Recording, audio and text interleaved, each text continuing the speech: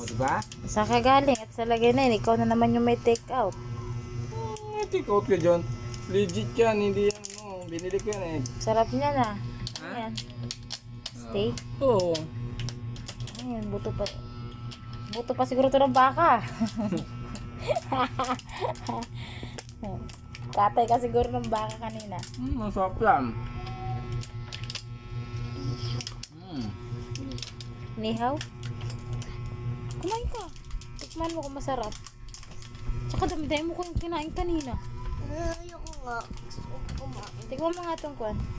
Ikaw lang naman yung ano, hindi legit eh. Richard, mabuhusan. Ganito yun. Take out na naman. Siya na yung may take out, hindi na ako.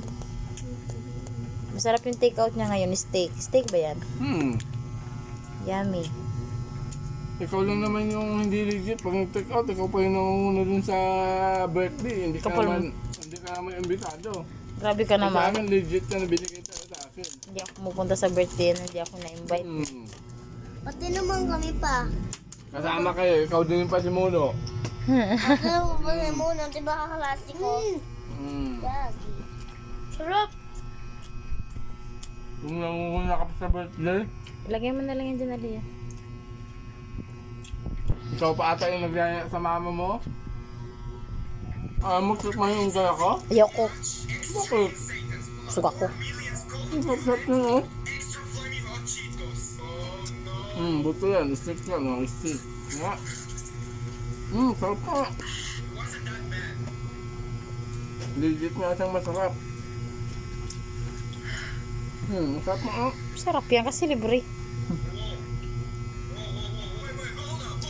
Legit siyang masarap. So sa'yo mo, alas 5 ka, tapos napunta ka sa alas 8. Yan tayo. Kasi siguro mo inamaga kaya may take out. Nantay mo yung take out. Siyempre, nabangan ko yan. Sarap mong umana na sa'yo. Ano ba mas masarap yung luto ko, yung luto nila. Luto pa naman ako ng ginataan na yulupin, tapos hindi ka na pala kakain. Ano ka ba nilupin? Ay nako, wag na.